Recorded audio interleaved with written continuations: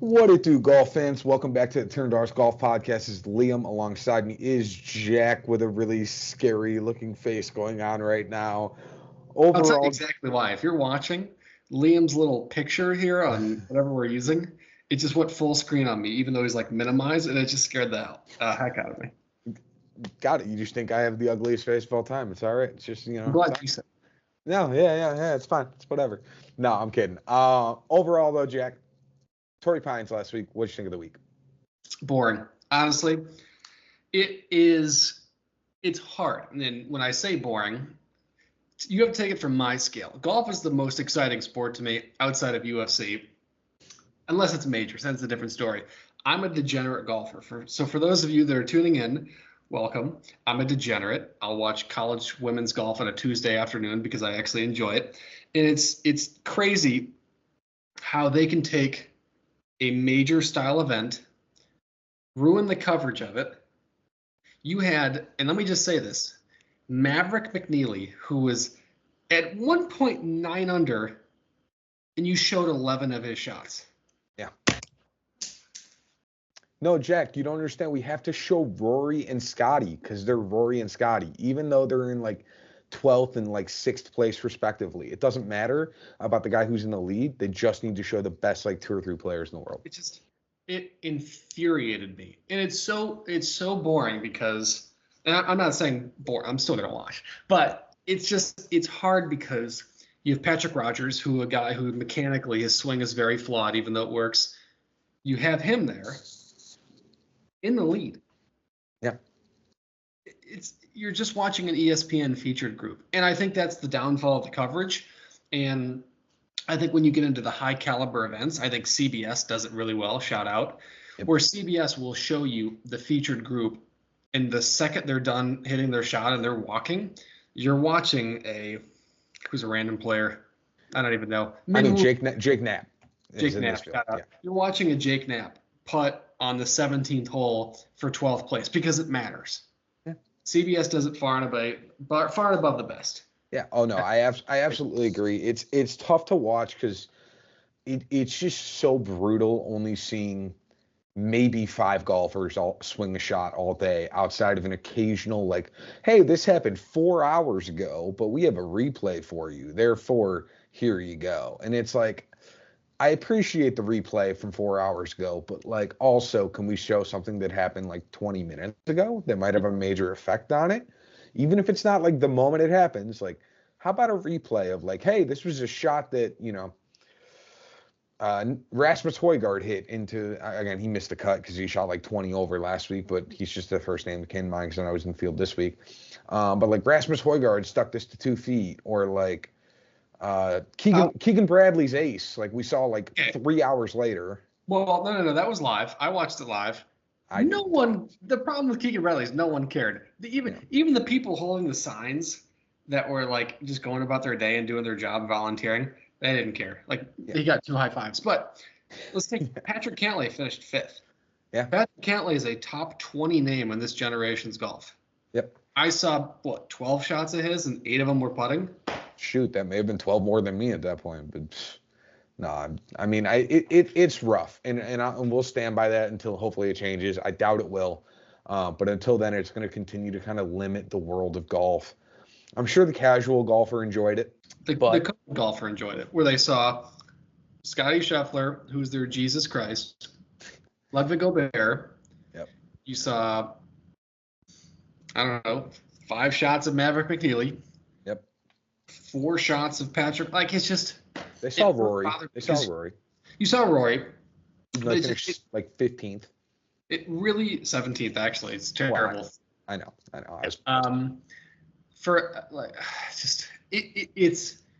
It's not trending well.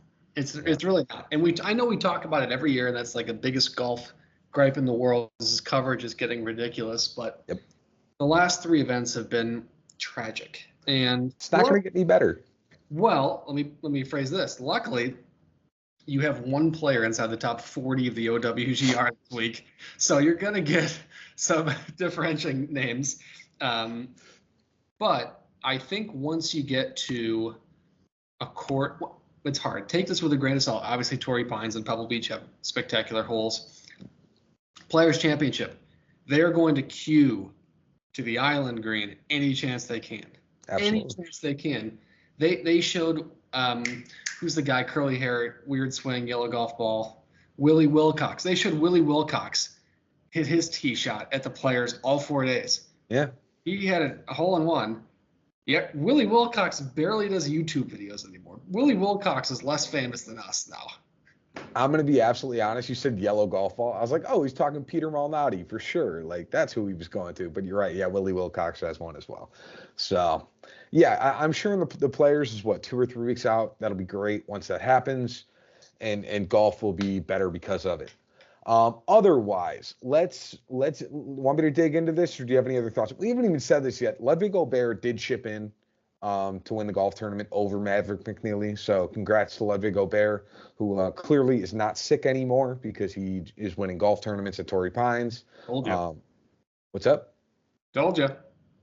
Yeah, I mean, I agreed with you. I was like, hey, if he's 100%, he's probably back to good shape. He was like T4, T8, T7 in his 3 starts prior to getting sick with whatever the hell he had. So I don't disagree with you on that one. Anybody else stand out to you in this range or no? Good or bad? Yes. Either. Yeah, I thought Maverick McNeely did tremendous. And I'm not just saying that with his 8 under finish, because obviously coming into the day at 3 under, he was like, this is a weird event because it played like a major in the sense of not a ton of guys were scoring well. If you think about it, like, I want to say like 17th was 3 under. That's really crazy. And yeah. So for a guy to shoot 8 under in a day is remarkable, and for 2 guys to sandwich him at 6 under around there is also really crazy. And Maverick McNeely, we always talk about, is such an amazing player, and I've watched him since he played in college at Stanford, but he is not a deep scorer. He just traditionally isn't. There's nothing wrong with that. It's just not the way he rolls. And that's why you see him perform a lot better at these like events that are finishing right around 14 under or less, because he can go 2 or 3 under and still compete. This was a really big stepping stone for him, and I thought it was actually tremendous. And the fact that they cut, again, not to talk about coverage again, the fact that they're taking away coverage on a guy that was in the lead at one point is ridiculous. But I also want to highlight Danny McCarthy. Yeah. Danny McCarthy was a monster, and I don't know why he's not more consistent, because when I watch him, this is not an insult in any stretch of the word, but he's a Walmart Jordan Spieth around the greens. Yes. Like, really think about it. He's tremendous, but he is such a whatever. He's able to replicate his long iron and fairway wood so much. I don't know why he's not winning twice a year, 1 time a year, but man, he looked awesome. Yeah, both those guys look good. It was nice to see a few of the guys kind of lower on the price point, maybe in terms of DraftKings, do quite well. I'm sure that helped it if you're able to get a few of them into your lineups. With that, let's kind of push through some of my notes from the Genesis, unless anything else specifically stands out to you, Jack. But just some notable guys that ended up missing the cut this week. There was honestly a pretty good number of them. Rasmus Højgaard, Sepp Straka, a.k.a. Josef Straka, Victor Hovland, Cam Davis, Cam Young, Max Homa, Jordan Spieth, and Sung Jae Im. Most of which of them are pretty big names. You could argue that maybe, Cam Davis isn't as big of a name as some of the others, but point comes across. Some of the best low price options that we were all over. I called staying away from Jordan Spieth due to inconsistencies. I missed cut, so I'm pretty happy with that. Aaron Rai was, I think, mid 6K range, and he finished T37. Obviously, in a perfect world, you want Denny or Maverick there instead, but you still take that. Daniel Berger was about 7,000. He finished 12th. If you got him, you're pretty ecstatic as well, again, outside of Denny and Maverick. Called to avoid Cam Young. He missed the cut. Sam Stevens was low 7K. He finished T31. Pretty good. And then I called for a bad week to come from Sung Jae Im, which I feel like was not very common. Most people pretty high on him. And he missed the cut. So overall, there were some pretty good choices when it came to some of that. Some of our misses, I was high on Rasmus Højgaard. He just couldn't putt. I think he lost like 8.5 to 9 strokes with his putter to the field, which is a quick way to shoot 10 over on a day and basically shoot yourself out of ever making the cut. No really other big misses. You could argue that Taylor Pendrith was a miss. I liked him. I think he was about mid to high 8Ks and finished right around T50. But he was really an upside play when it came to it anyways. He was somebody you were trying to do a differential with. So you had to kind of take that chance. All right, on to maybe not your favorite event of all time, Jack. No, they should have had it. Couldn't have had it. All right. With that, we are going to the Mexico Open at Vedanta Vallarta. I think it's now been rebranded. It's the Vedanta World because evidently everything needs a rebrand in 2024 and 2025. Can't do the Honda anymore. They don't want to sponsor. Vedanta Vallarta is not going to change to Vedanta World. It's all happening. Oh, it's going to be the Expo Challenge next 5 years. Is it actually? Oh, I mean, I wouldn't have put it past the PGA. They change stuff every day of the week, so it's like, hey, you know what? Maybe they will change it to something else next year. But this is a par 71 totaling 7,430 yards. Last year's winner, we kind of highlighted his name already in this podcast, was Jake Knapp. Just note that this course is still fairly new when it comes to PGA Tour standards. It had been played for years on like the Corn Ferry Tour and variations of like Mexican and LATAM tours before getting bumped up. LATAM, like Latin America, before being bumped up in 2020 or so to PGA Tour standards. Because of this, data is going to be really interesting. It's still kind of growing as we're continuing to play it more and more. So nothing is really like nailed in. It's all still kind of, ideas of what we're expecting, especially numbers wise. One major thing to note is strokes gained approach. It's really the only metric that has stayed consistent across all 4 years and has really kind of stayed in its main form. It is what makes this course difficult as a resort course. It's like top 15 courses on casually played, like normally played on PGA Tour in terms of approach, which outside of that, I don't think it's anywhere else inside the top 35 to 40 in any other statistic. So it's really all going to be about ball striking and getting it close. You're going to see a lot of new names this week, lots of golfers who don't have full status coming over from the Corn Ferry Tour, the DP World Tour, the Asian Tour, the, fill in blank tour. It's for the problem. Exemptions as well, yes. Please note, don't automatically disqualify all of them. You will likely need maybe 1 or 2 of them to fill out a good lineup. Jack and I will try our best to highlight some of these guys, but you might need to do a little bit of digging on your own as well. Take in mind Jake Knapp last year, I think getting to this event was a limited status member on the PGA Tour. So if he wasn't highlighted by the likes of a few people, I think we highlighted him, by the way, then you would never have known to throw him into a lineup, and then he wins and doesn't help anyone. So I should really look back because this is such a self-absorbed comment, but I know, like, and you can speak to this as well, as even regardless of this podcast, like I've put you on so many golfers. Oh yeah. You can watch for. I wonder if I called out Jake Knapp last year.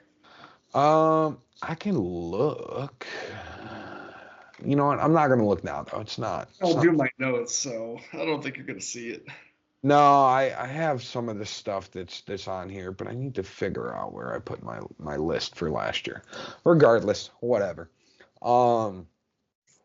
Just note that this course is an extremely water-heavy course for a resort course. Water is going to be on approximately 12 to 13 holes. But unlike a resort course, the layout is not as like wide open as you would normally think. Most of the resort courses in the States, you can like miss off the tee pretty comfortably and not have too many problems. That's not quite the same here. It's kind of like a Florida resort kind of style type of vibe where like it's still pretty competitive even though it's a resort course. Now, bear in mind the winning score will still probably be somewhere in the realm of like 23 to 27 under. Just based on metrics. The only reason it might not get to that point is because there's not really any big names in the field, which gets me to my next point. If you're hoping to see any big names, you're going to be really disappointed. Jack already kind of stated there's one golfer in the top 40 in the OWGR in this field. It is not a strong output. I mean, outside of like Barracuda or any of those, is this potentially the weakest field on the on PGA Tour? I mean, I know John Deere usually contends, but like No, this, no, John Deere usually has like a Jason Day or a Spieth, so there's name yeah, popularity. But it's got one or two big names in there. This has really, I mean, Akshay, I guess is that big name, but like nope. I agree. To me, he is because I've watched him since he was 16. Yeah. But in terms of big names, absolutely not. No, I get it. So Shout out with Akshay, I love you. yeah, shout out to Akshay. With that though, let's dig into DraftKings pricing and cruise through this. Um, so we're starting off in the 10K range. We got three golfers. The three big names of Akshay Bhatia, Kurt Kitayama, and Rasmus Højgaard, who again shot like 18 over last week and is the third most expensive golfer in this field. There's not a lot to say here. It's almost scary, but like I get it. I mean, it's honestly a glorified. I can't remember what the tour was called. It's like basically this event is like the Sunshine Tour to the Corn Ferry. Like it's not perfect. Now, with that being said, Akshay Bhatia, clear and ahead, should be the number one guy. Placed fourth here in his lone appearance. He's always done well in these work courses. You take a look at a Barracuda. Take a look at not Puerto Rico, but what's the one in the Bahamas? Whatever one. I don't even. Yeah. There's like the Bahama. I forget what it is. It's the Barracuda and then like the Bermuda or something like that. There's like three or four of those that are all similar. But he always dominates at these tracks. He's looking really good to start the year. He just finished ninth at the Genesis, which obviously is a major course. Fourth at the Hero. Everything else isn't really compared. The closest comparison I think you can get is Waste Management, where he finished 32nd, and that was far and away one of the craziest scoring championships I've seen in the last 5 or 6 years of watching golf. Yeah. So I think he's going to be in seeing 10,700 as your top guy in DFS, that just means he's also going to be way higher owned. So you have to lead the pros and the cons of that. I do think he should be number one, and he is number one, and I think he's deserving of that. I think he's going to probably finish top 15. But I don't think it's fair to sleep on Kurt Kitayama. Kurt Kitayama is nasty. And I've talked about Kurt Kitayama for years, which is scary because I'm a loser. But he was a fifth place at Zozo, ninth at Shriners. And then you go to Amex Farmers and Waste Management, who, again, don't super align. But 49th at Waste Management, the scoring that he did, I mean, his worst round was a 73. It's not going to be terrible. But you take a look at the events like fifth at the Zozo, his worst round was a 68. So you're talking about a guy that's a minimum of 12 under at worst. I think that warrants at 10,200. So those are the two guys I'm targeting. Rasmus, on the other hand, he's dominating. Yeah. I don't see him living up to third place in this event. I see him making the cut, but I see him a little less of what everyone has seen over the last 3 weeks. But I do think he'll be heavily underowned because people are going to see 14, 22, 11th or 13th or something like that, and then see 72 out of 79. I think he finished last. I think he was 72 out of 72. Attaboy. Yeah, I mean, Jack highlighted all three guys. I'll go through my notes. Akshay Bhatia has been driving the ball extremely well. He's picked up strokes gained off the tee in 4 of his last 5 starts. He's also gained with the putter in all 5 of those starts. His biggest challenge has really just kind of been around the green, but the rest of his game has been strong enough that any idea of Akshay playing bad just doesn't really make sense here.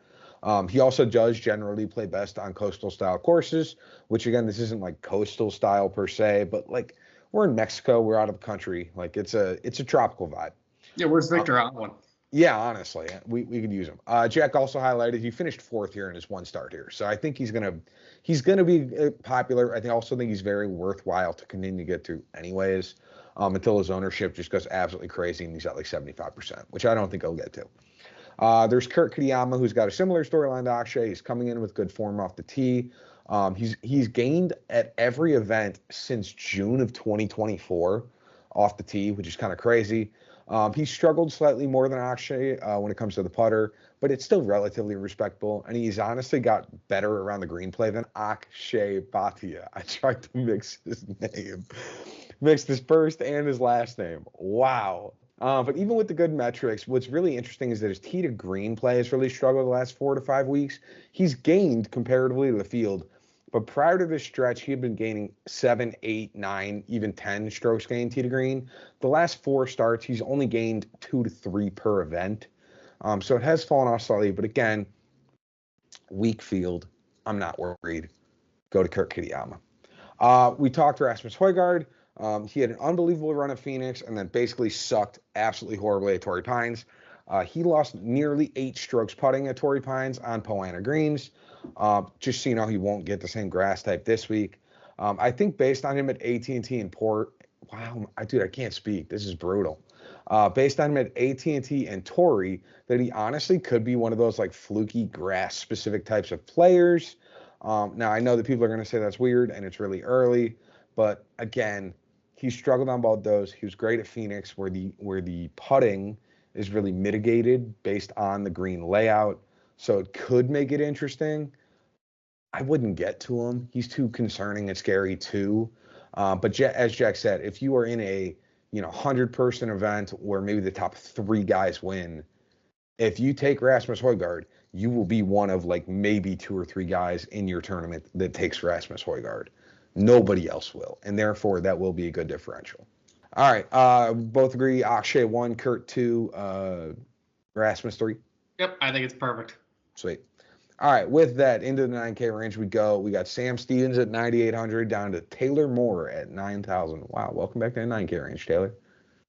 Yeah, actually really deserving because 3 of his last 4 starts are top 22 with 2 top 10s. So he's been actually crushing it, much to the same effect, though. A lot of the courses he's doing well at is Torrey, Pebble, and Torrey. So it's not really going to translate to a Mexico-style event, although he technically fits the mold for what's good. I'll talk about 2 guys really quick, and one is Patrick Rodgers. Patrick Rodgers is going to be disgustingly owned this week. And the only reason I say that, number one, he has the best course history here of anybody. It's just a reality that he's been dominating this tournament. We also almost won last week. And at 9,500, everyone's going to go, oh, I just saw Patrick. Did I just see Patrick Rodgers? I swear I just saw him on Sunday. Like, automatic click. No one's going to think about it. Move on. So it's probably going to be over a 40% clip, which in DFS is wild. So you're looking at a 40% there. But I think Harry Hall is going to be the cake. I know Liam disagrees. But Harry Hall has a really good course history here, average finishing placement of just a little over 21 in 2 starts here, and he's positive in every category. And it's funny, his weakness here is putting, which I think is actually like crazy because we talk about Harry Hall putting short game. So I think personally, if he can just get the ball on the green and somehow not do worse than his worst putting course, outside of the ones where he's obviously played on different variations of grass, I think he can surpass this metric. So I actually am looking at Harry Hall very closely this week. Yeah, I feel okay on Rodgers, so I get going to him. But I like Sam Stevens. He's played the most golf of anybody since the start of the fall swing. And when you look at his strokes gain metrics, he's been absolutely crushing it off the tee and on approach, which is generally what you want here. His putter has been very hit or miss, but again, it doesn't matter here. He'll figure it out. A lot of these guys are not great putters in this field, and somebody will have to putt well. He's generally struggled most when it came to around the green play as well. Bear in mind, though, that he plays great on longer courses. Par 71, totaling 7,400 yards. Definitely fits the mold this week in Mexico, so I'm all aboard Sam Stevens. I'm going to mention Aaron Rai, who Jack didn't like last week, but I liked. He might be one of the most interesting golfers in this range.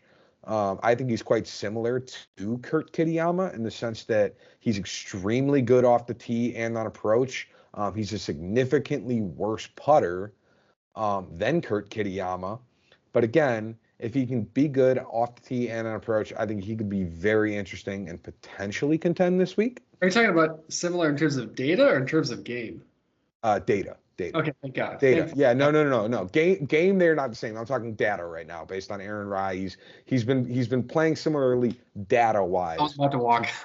to Kurt Kitayama. No, they are not. They are not the same type of player at all. No. But I will highlight. Jack said earlier, I'm not as much of a fan on Harry Hall. I really liked him during the swing season when his approach play was pretty otherworldly, and he like won it. Didn't he win the Black Desert Classic? I think, and he like won an event during the season. But in his last 5 starts, he's lost on approach in 4 out of those last 5. Uh, I'm high on him when his approach play is going well, but when he's solely reliant on the putter at $9,300 in an event where putting is going to be pretty random based on how all this course lays out, he concerns me at 9,300 to get back to. I get going to him if you want a bigger name, but he's not the first guy in my range in my mind. Do you have a top 3 in the year? I would say for me, it is Harry Hall, Taylor Moore, Michael Kim. But I think Patrick Rogers could sneak in. But in terms of DFS, I think he's going to be so owned that he's not going to cover that hump in terms of what's valuable. No, that's funny because I liked Sam Stevens, Aaron Rye, and then Michael Kim as well. Because I was like, Michael Kim will probably just finish like T30. He's awesome. That guy's also hilarious on Twitter. Everyone go give him a follow. Yeah, he is super funny on Twitter as well. Absolutely. So gave Jack a what was it, swing advice video about a year back? Wasn't advice. He said, picture perfect, ladies and gentlemen. Yeah, Jack has never shut up about it since. So, all right. With that, let's get into the 8K range. We've got Ben Griffin at 8,900 down to Ryan Fox at 8,000. I will start off by saying what a random category at 8K. Yes. I guarantee you 50% of people that are playing under $50 DFSs have no idea who 2 or 3 of these people are. I won't say your names. I think number 1, Jake Knapp is going to be super owned, obviously just defending champion, but he's also looked great. And I've talked about it. If you listen to our last 2 episodes, I've talked about him a long time, and I thought he was tremendous. I thought he did exactly what he needed to do, and I talked about why he needed to do it, so I won't spend too much time.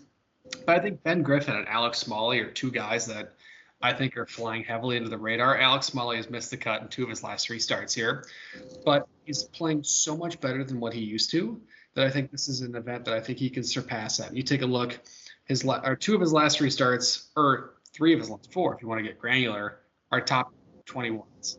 So he's playing really good golf, and I think he's actually scoring a little better than what he used to. The problem with Alex Smalley, and we talk about some other guys, is he can go 65, 65, 65, 74, and I think that's really hard. But at this event, he can still do that and contend. And then Ben Griffin, flying under the radar. He's just been playing what losers are now calling bad, and it's just making cuts. Do you understand how good making a cut is in the PGA Tour? I don't think people are like, unless you're top 20, you're garbage. It's just ridiculous. He's flying under the radar. This guy is like really good from tee to green, but he's not excellent at any spot. In an event like this, if he can go out and shoot 4 under every single day and get to 16 under, he's going to finish top 25. And at 8,900, that's spectacular. Yeah, Ben Griffin's an interesting choice. Like you said, he's not been like popping off as much. It's been just kind of middling. And I almost wonder if at 9K, are you going to get the value back you hoped out of a T40 if that's the case? And that's a bit of the challenge, is maybe the upside is capped with Ben Griffin. I'll mention Kevin Yu. He's one of the better second shot players in the field. Great driver on the ball too. Yeah, he's gained at least 1 stroke on approach and 1 stroke with the driver in 6 straight starts. His big issue, the putter. He's one of the worst putters potentially on tour, losing strokes in 4 of his last 6 starts. Mexico has played on Pass Palom, which is known to mitigate putting performances amongst golfers in the field. So I think that's why he's a viable option. If you've noticed that, I've talked about pretty bad putters in like 3 of my last 4 options. Kevin Young kind of fits that same mold as the other guys talked about in the 9K range. Or yeah, Kevin Yu. Sorry, I say Young. Jeez. Yeah, is Cam Young in this field? I mean, can we get to him this week? He'd be so interesting in this field. I feel like Carson Young is. Carson Young is, yeah, that's true. But no, Oh, Kevin would be. Jack mentioned Jake Knapp, and we honestly talked about him a bit last week. I was keeping a very close eye on him because I want to see how he did at Torrey, which was quite a good fit for him, honestly. Because he finished T17, I am therefore in a good fit for him, but he shouldn't have been a good fit for him. Yeah. You're right. I guess it shouldn't have been a good fit for him. But he crushed it, finished T17, and gained in all strokes gained metrics outside of the putter. He gained 2.5 strokes on approach, 2.5 strokes off the tee, and 3.5 strokes total. I think he's a great option to go back to in Mexico. Again, the only challenge is that he will be highly owned, probably close to like 30 to 35%. So keep that in mind if you get to him. One guy that I'm sure Jack knows about, but not a ton of other people, is Nicholas Norgard. No, Jack's giving that the head nod of disappointment. It'll be a new name to a lot of people. He's coming over from the European Tour. You talking about me? What? Of course I know him. No, I'm saying you know him, but you're giving me the head nod of disappointment. Oh. He's coming over from the European Tour and played the Farmers about 3-4 weeks or so. He got stuck on the wrong side of the draw, much like a bunch of the other players, and barely missed cut. Prior to that, he had finishes of T4, T48, T40, T10, T18, T12, and T7, all on the DP World Tour. He's gained off the tee in each of those 7 starts. I think he has a chance to kind of overpower this golf course. In that sense, I think obviously he's got good approach. He's got a pretty weak short game. So again, another guy, really good irons and driver, pretty weak short game. He's an interesting option at 8,400. I definitely think he's probably less well known than a Kevin Yu or a Jake Knapp. But I think he's a viable option in the 8K range. Last guy I'll mention. Hold on. Just so everybody knows, if you're on DraftKings, you're wondering who the heck it is. It's under Moeller. Oh, yeah. Sorry. Nicholas Norgard Muller is his full name. But yeah. Last guy I'll mention is Grayson Sigg. Since the start of the fall, Grayson has begun to really kind of figure out his golf game. He's got 3 missed cuts, but he's also got 4 top 11 finishes in 10 starts. He's lost off the tee just 1 time and has lost on approach 3 times. All 3 times he lost on approach, he missed the cut. In 3 starts here in Mexico, though, he has finishes of T33, T18, and T19, so he clearly plays great here. I think in a relatively weak field like this, he's going to be an extremely valuable option to get to.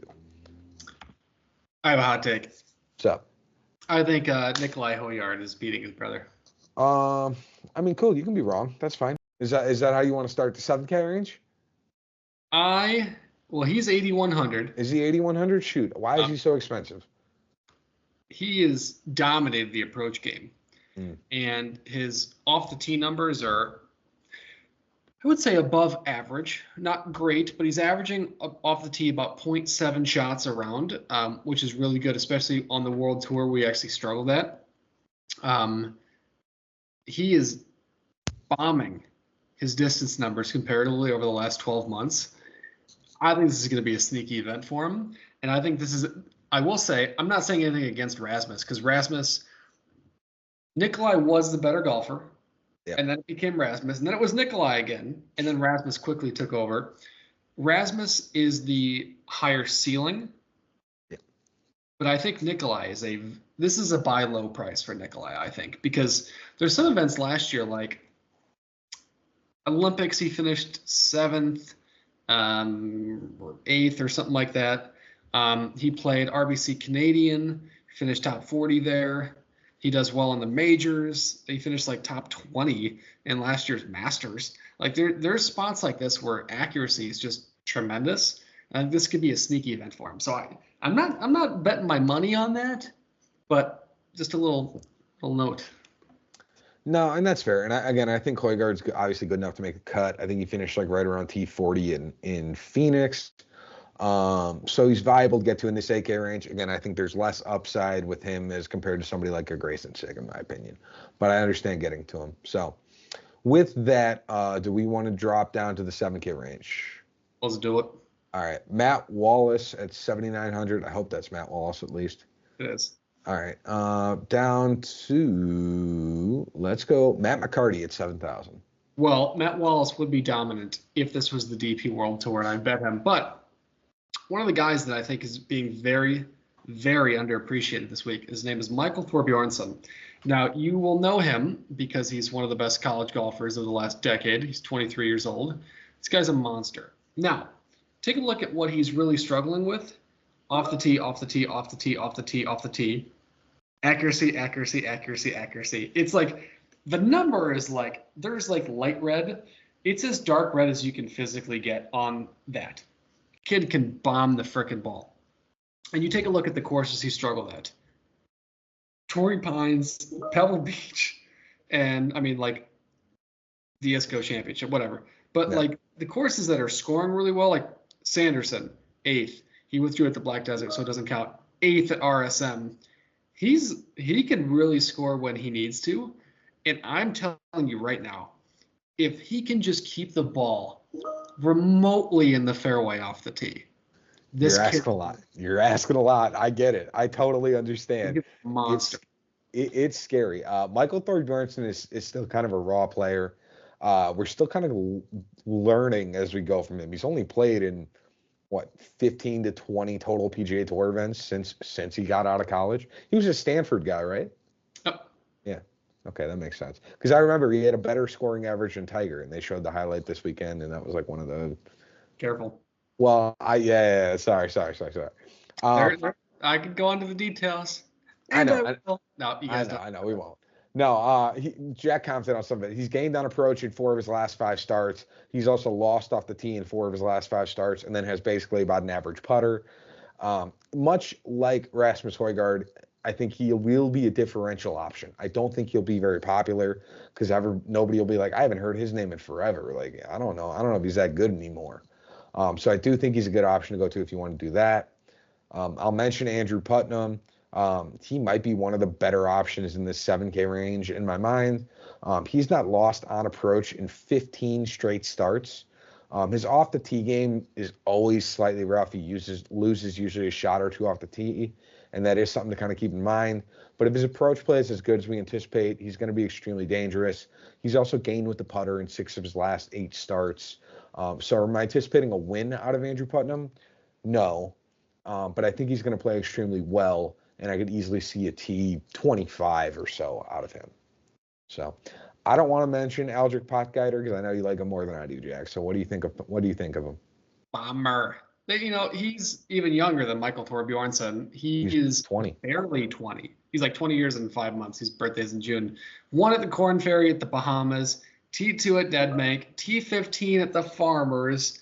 This kid is a monster. Take a look at I don't know what that noise is, and I apologize for that.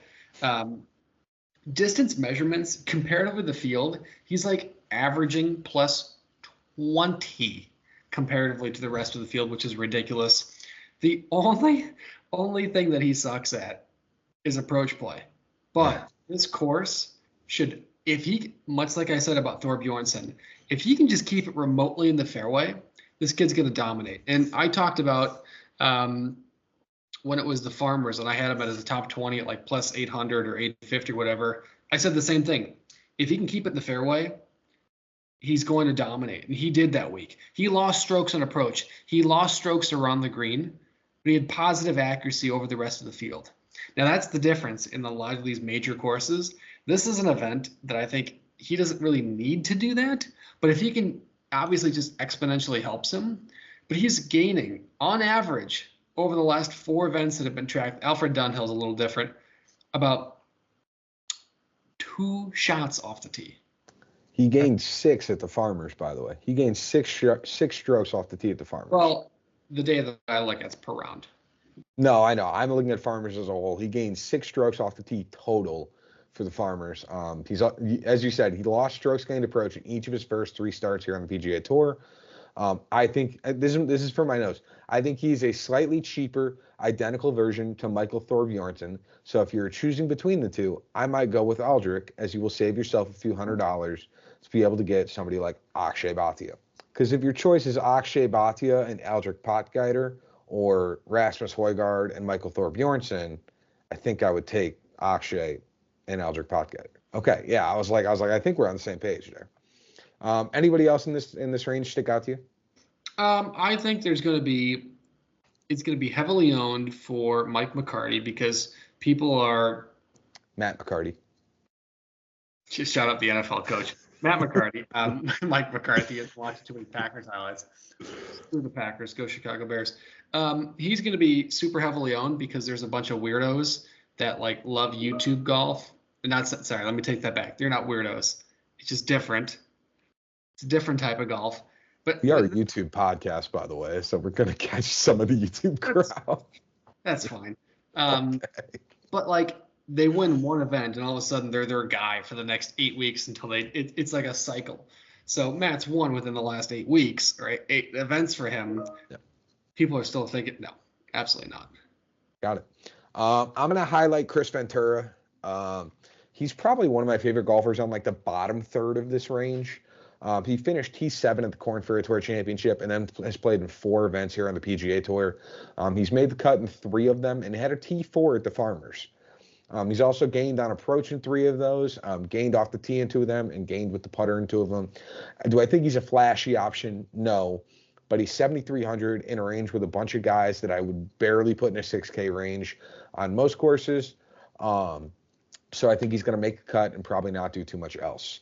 Then we have Matteo Manassero, who we haven't talked about since, the U.S. Open last year, Jack. He is someone coming over from the DP World Tour who has a similar strokes gain metric, honestly, to Andrew Putnam. He is great on approach. He's gained in 10 of his last 12 starts, while also losing off the tee in 10 of 12 starts. So it's a bit of an interesting mix. He did really good at both the Amex and the Farmers, finishing T43 and T25. His putter is also very solid. If he is a net like 0 off the tee, I think he has high likelihood to finish somewhere in the realm of T25 to T40 this week. All right, with that, let's get into the 6K range. We have KH Lee. What are you possibly like? All right, in the 6K range, we have KH Lee at 6,900 all the way down to, oh God, I don't know any of these guys at 6K. Philip Knowles. I know Philip Knowles. I recognize that name. Yeah, Jackson Suber. Jackson Suber's a guy that everyone's not going to know. He's 25 years old. You're absolutely welcome. He has 2 top 10s in his last 4 starts. Absolutely crushes it, much like Potgieter.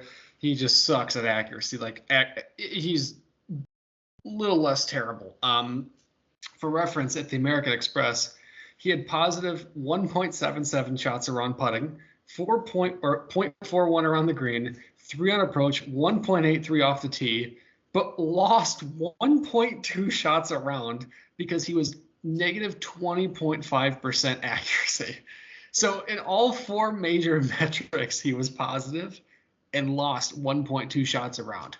So he's one of those guys that can come out of nowhere, and I think he can really put it together if those accuracy numbers pop out. I hope Nate Lashley misses the cut. Other than that, though, Nick Hardy is another guy that I have a really weird feeling about, even though he's finished in the hundreds in like 5 of his last 6 events. He's one of those guys that he's due. And obviously I'm biased because I played with Nick Hardy growing up, and I actually like him. He's a good guy, but I think he's going to be really interesting. But one of the guys that I'm really looking out for is Tim Whiting. Tim Whiting has sucked on the PGA Tour, and there's absolutely there's nothing I can do to sugarcoat that. He is blown.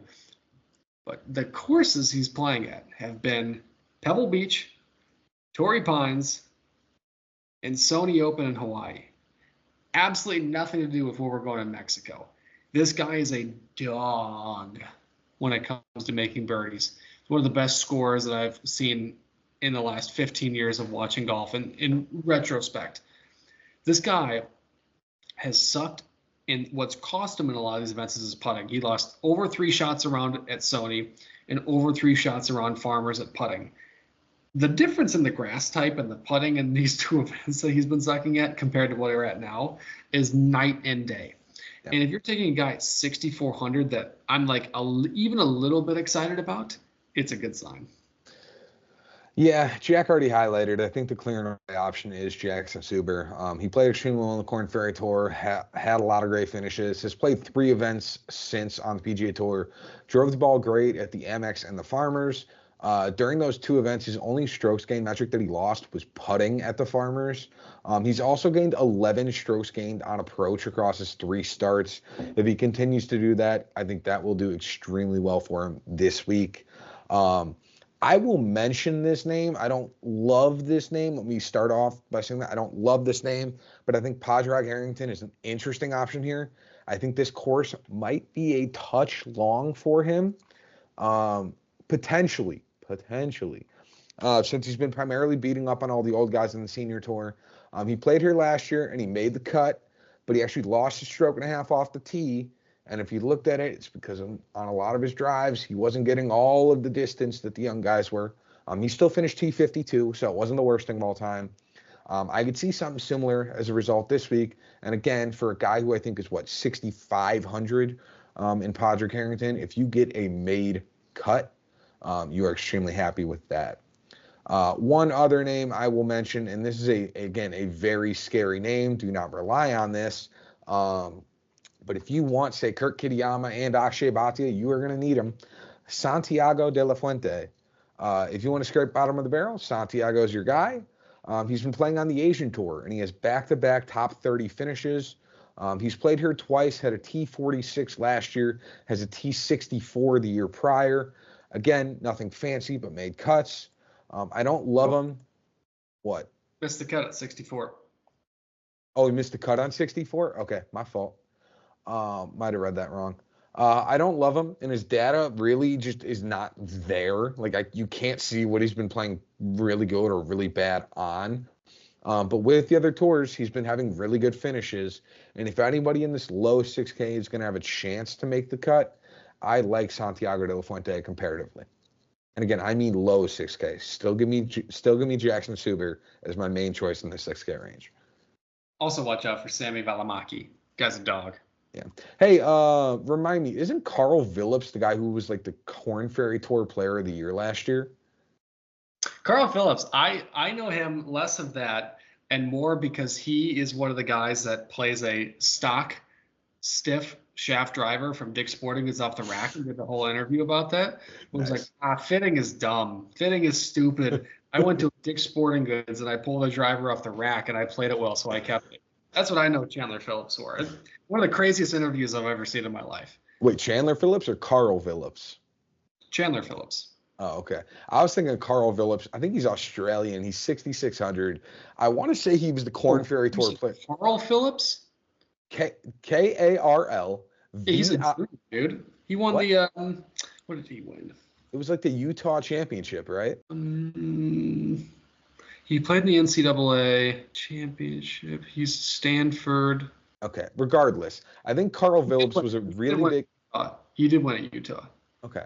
But he was on the Korn Ferry Tour last year. I want to say he was the most valuable golfer on that field. We haven't seen him in 3 months. I'm not saying to go to him. Let me be clear, but keep an eye on him because if he hasn't played golf in so long, who knows what he's been up to? Maybe he'll surprise everyone this week and play extremely well. He actually caddied for Michael Thorbjornsen. Fun fact. Did he actually? That's kind of awesome. So, all right. With that, let's get into DraftKings lineups. What are you looking at this week, Jack? This week, I have Akshay Bhatia, 10,700. Harry Hall, 9,300. Nikolai Hoyard, 8,100. Michael Thorbjornsen, who we just mentioned, 7,700.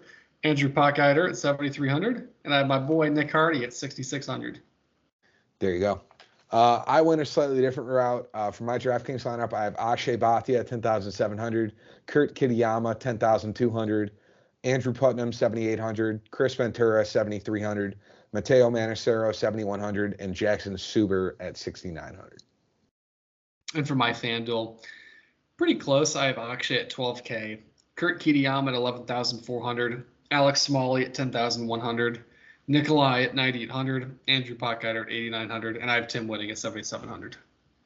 All right, and for mine, I have a similar first couple names. Akshay Bhatia, 12,000. Kurt Kitayama, 11,400. Jake Knapp, 10,000. Andrew Putnam, 9,400. Jackson Suber, 8,600. And then Matteo Manacero is 8,200 on FanDuel, which I think is really cheap. So I would get to him if you can. Fair enough. And I mean, ladies and gentlemen, considering your boy is only down almost 7 units. I might as well go first with some spectacular bets. You know what we noticed, Jack? I don't even know if we highlighted bets from last week. Did we go? Okay. You know what?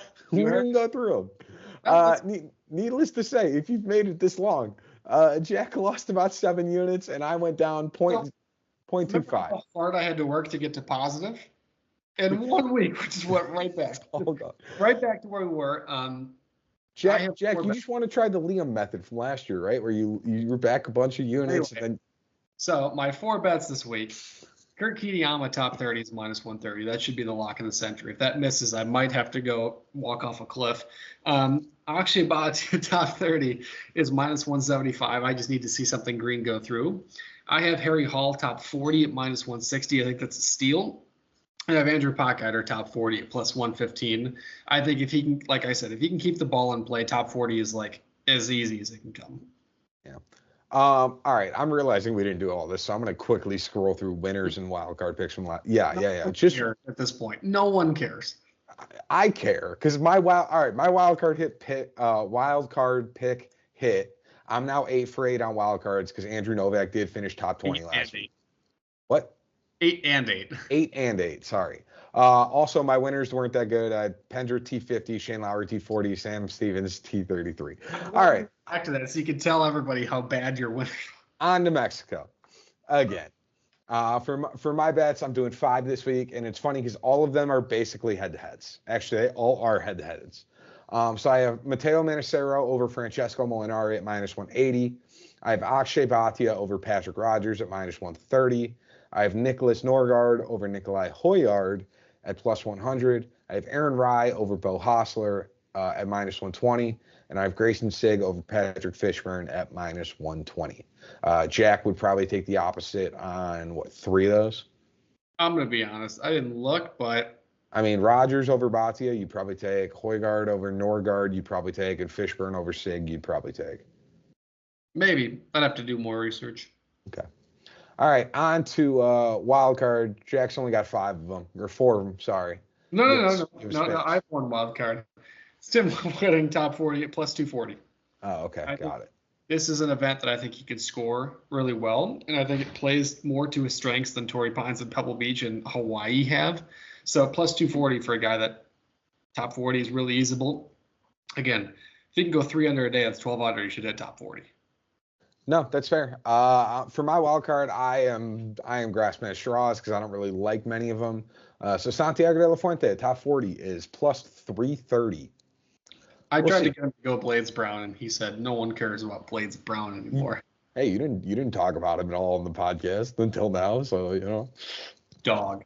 All right, Jack. You got like 9 names here. So who are your 3 winners? All right, my 3 winners. If you want to see the rest of them, you can follow us on Turn Dog Golf Podcast on TikTok, and you can see the rest. It's disgusting to look at, by the way, on my sheet. But whoa! You're welcome. It's Akshay Bhatia, 16-1. I think if he did what he did on a lot of coastal courses in the past, I think he's far and away the number 1 option. And if you're giving me the number one option at 16-1. You take that. It's just the reality of the world we live in. Second is Harry Hall, 30-1. I think if he can get that putter a little more dialed in, which has been a little bit soft to start the year, I think he has a really good shot to take this. And I have Andrew Pockeider, 65-1, who is just, again, I'll say it again. If he could just keep the ball relatively fairway and green, he should come close. There we go. For my winners, I just want to state Jack was the first one into the dock. So I would have had Bhatia as well, but it doesn't make any sense. So I'm going to go Kurt Kitayama, which is the other guy we both liked in that range.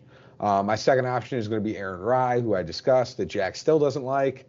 And then my third option is Grayson Sigg.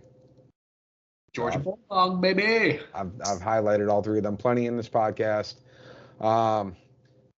Good luck this week for the Mexico Open. I mean, if you enjoy this event, then you are a sick guy, kind of like Jack.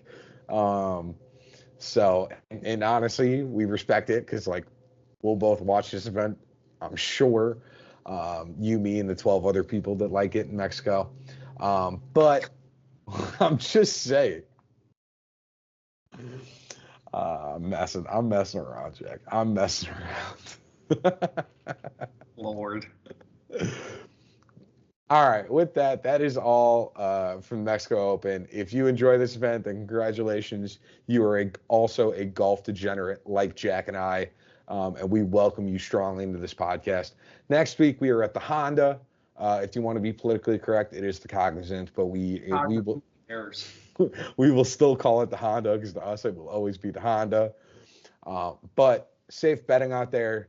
Enjoy the Mexico Open, and we will see you next week. Deuces.